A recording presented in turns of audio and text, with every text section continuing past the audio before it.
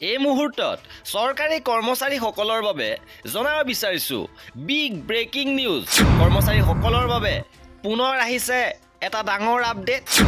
ৰাজ্য চৰকাৰ ফালৰ পৰা ঘোষণা কৰা হৈছে, জনাইছে যে অৱসৰৰ দিন বৃদ্ধিৰ চিন্তা চৰ্চা কৰা হৈছে। কোনসকল কৰ্মচাৰীৰ অৱসৰৰ দিন বৃদ্ধি কৰা হ'ব, কেনেধৰণে বৃদ্ধি পাব, কি খবৰ আহিছে সবিশেষ আপোনালোকক জনাব বিচাৰিছোঁ। ভিডিঅ'টো প্ৰথমৰ পৰা শেষলৈকে চাই থাকিব। শিক্ষামন্ত্ৰী ৰণোজ পেগুৱে এই মন্তব্য কৰিছে যে শেহতীয়াভাৱে শিৱসাগৰত শিক্ষামন্ত্ৰী ডাক্তৰ ৰণোজ পেগুৱে জনাইছে নতুন নিযুক্তি নোহোৱা পৰ্যন্ত বৃদ্ধি পাব অৱসৰী শিক্ষকৰ চাকৰিকাল।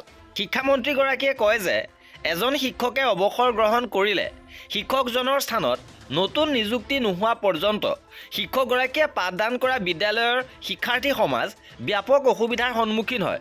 অৱসৰী শিক্ষকগৰাকীৰ স্থানত একে বিষয়ৰ পাৰদৰ্শী শিক্ষক নিযুক্তি নোহোৱা পৰ্যন্ত ছাত্ৰ ছাত্ৰীৰ পাঠ্যক্ৰমৰ ধাৰাবাহিকতা ৰক্ষাত সমস্যাৰ সন্মুখীন হয়, যাৰ বাবে শিক্ষাৰ্থী সমাজে ভুগি অহা এই সমস্যা সমাধানৰ বাবে ৰাজ্যৰ শিক্ষা বিভাগে শিক্ষকৰ অৱসৰৰ দিন বছৰত 2টা কৰাৰ শীঘ্ৰেই সিদ্ধান্ত গ্ৰহণ কৰিব।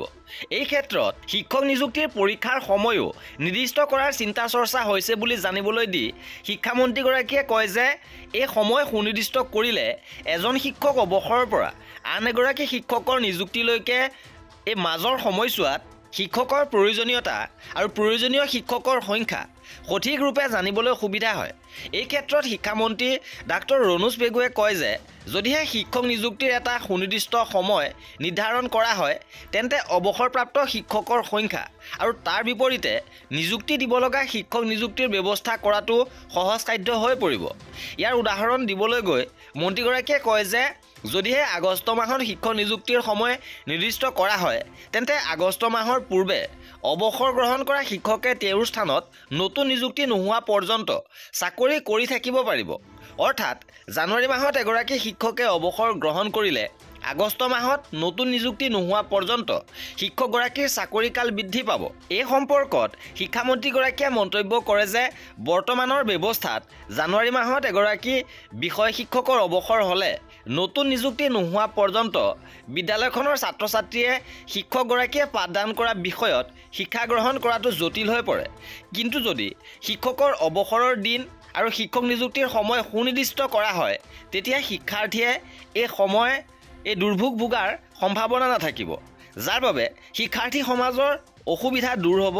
আৰু ইয়াৰ বাবে ৰাজ্যৰ শিক্ষা বিভাগে চিন্তা চৰ্চা আৰম্ভ কৰিছে।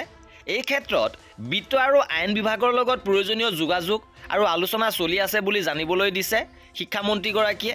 আৰু এই আছিলে অৱসৰৰ দিন বৃদ্ধি সন্দৰ্ভত গুৰুত্বপূৰ্ণ আপডেট। আৰু কৰ্মচাৰী পেঞ্চনাৰৰ প্ৰতিটো আপডেট পাই থাকিবৰ বাবে আমাৰ চেনেলটো ছাবস্ক্ৰাইব কৰি ৰাখিব। ভিডিঅ'টো শেষলৈকে চোৱাৰ বাবে বহুত ধন্যবাদ।